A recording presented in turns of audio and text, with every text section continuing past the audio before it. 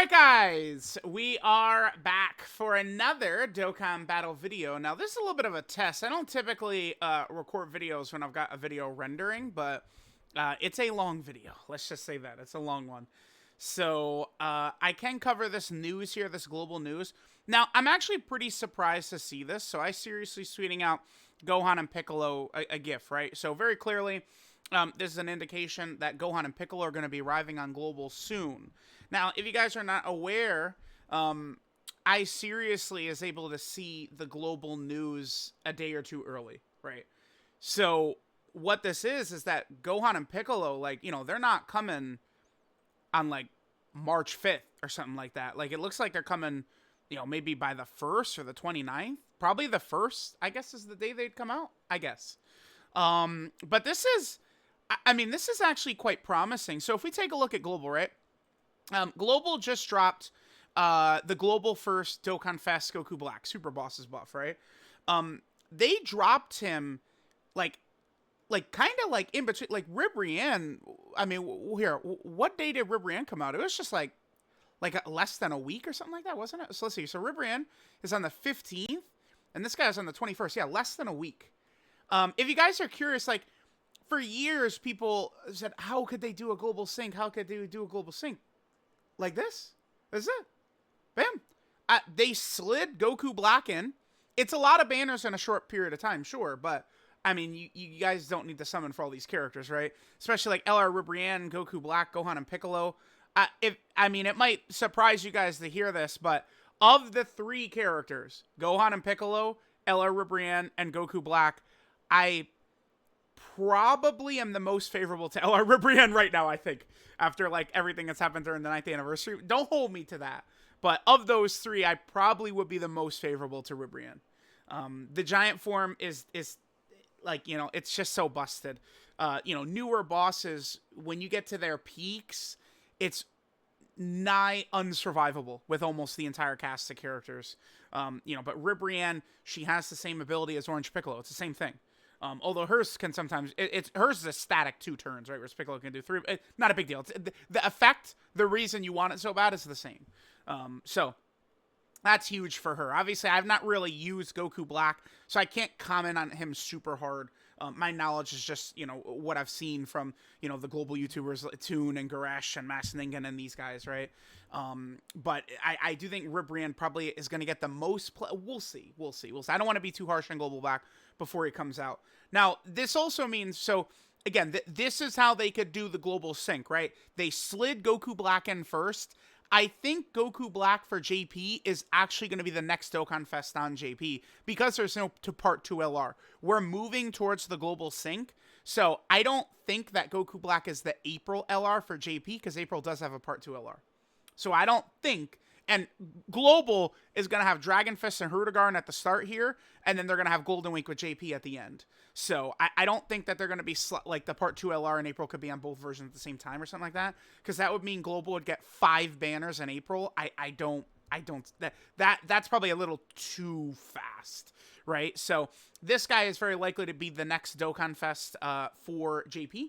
And then all they did was they just got one of these DOKKANFEST out early.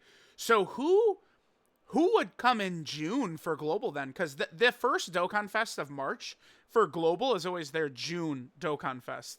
I guess whatever JP gets in April, Global will get. But they just shaved off a little bit of time that Global is behind with this Goku Black. The Goku Black release, like them sliding him in where they did, I think was really good. They did a really good job with that, I think. All right, so Gohan and Piccolo are coming out. Again, they'll be coming out within the next few days. You know, what this is the Dokkan event teaser is going to be showing up. Now, I mean, I do think Gohan and Piccolo, they've got value. Kid Gohan is pretty impressive. I mean, he is a dodge or die character, but his first turn, he does have a 100% guaranteed dodge. When you do revive into him, he could do pretty good damage. I think, I mean, you know, remember, there's going to be a difference between, you know, pre-9th anniversary and post-9th anniversary damage. This guy's pre-9th anniversary damage was obviously very impressive. I think he could still probably do good damage, though, regardless, once you swap into Kid Gohan. The problem is that this base character is really bad. They take so much damage. They're just really not that tanky at all. They could be okay. if they're in like slot 2 specifically and they have their damage reduction up, like it's not that bad. I've found that their defense is just abysmal in slot 3, but like, you know, the saving grace, the good value is they have a very, very strong revive condition. 70, wait, no. This. They have 2, although I don't think I've ever seen the second one. I don't know that I've ever gotten that. In some of the new anniversary fights, you can get that. Just set turn 7, for sure. But they have a really good revive condition. I mean, to be fair, they're definitely going to be on some teams where Evolution Blue Vegeta and UI Goku are not on, such as Saiyan Saga, Join Forces, and No, wait, is UI Goku on Exploding Rage because it was active? He's not, right? He's not on Exploding Rage. Yeah, no. So there are a couple of teams. I mean, this unit, in my opinion, just basically gets completely washed out by UI and Evolution Blue Vegeta. If you're running this character, you must revive with them. That's the problem. Or get lucky and they never get hit. Those are like your 2 options. Because this character and base, they were terrible going into the anniversary, and now we have stronger, nastier bosses. So that, you know, that's kind of the thing with them. I think that this character seemingly is hurt. I mean, I will do a bunch of specific videos for them since they're a new global release. You know, we'll take them against the Supreme Battle Spectacle and some of these fights.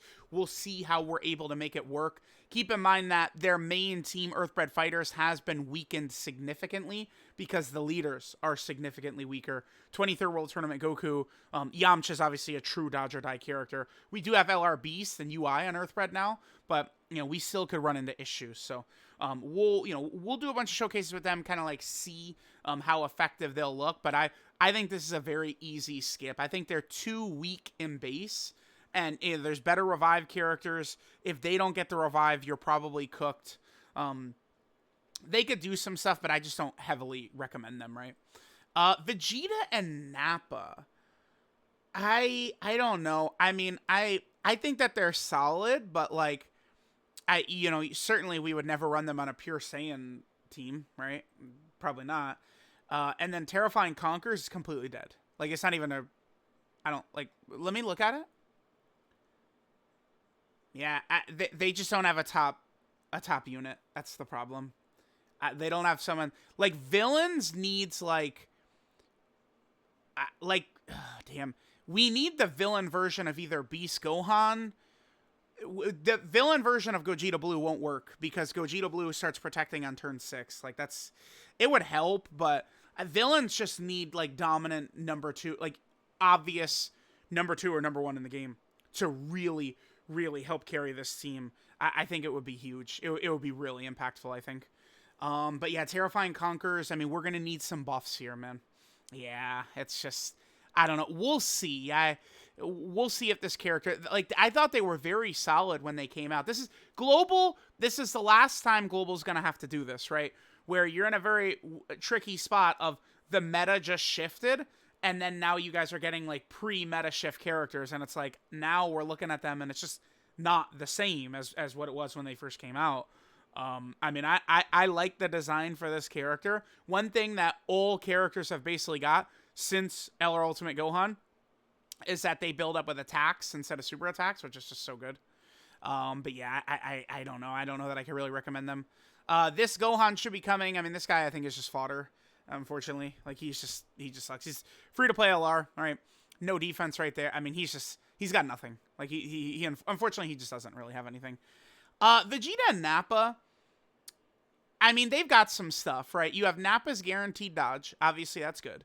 When you swap to Vegeta, you're going to get a heal. I mean, could Vegeta perform well against some of these Supreme Battle Spectacle bosses? I mean, I would say, yeah. I think so. Like, if this Vegeta... So, I mean, he's not going to be able to go in slot 1. But, like, I mean, he gets 100%, dude. And then 50. So, imagine this guy's slot 2. Slaps that up. 100% defense. 50% defense. He's guarding. He'll be effective. And then look, bam. He's guaranteed critting at 24 key, which, you know, he'll probably have against a Supreme Battle Spectacle enemy. I think that this character seems intriguing to me. But where are we running them? That's the thing. Yeah, I mean, at these villain teams, like these just don't even like it's not like actually a villain team. Like it's just not a team at this point, unfortunately. I do think that there are a lot of fights where a lot of characters can perform well, but if we're talking like the real fights right now, you unfortunately do need to be carried by one of the 9th anniversary major LRs or characters, and villains just don't have one. I mean, Broly is obviously very good, but he can't carry right at the start of the fight. That's the issue there.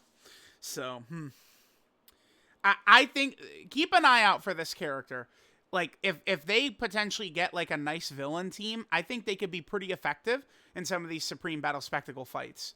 Because I mean, you have the guaranteed dodge that could be helpful. Then once you swap into Vegeta, he heals you, which is very good. I think this Vegeta should be solid in some of these Supreme Battle Spectacle fights, but they just need a setup, a team, right?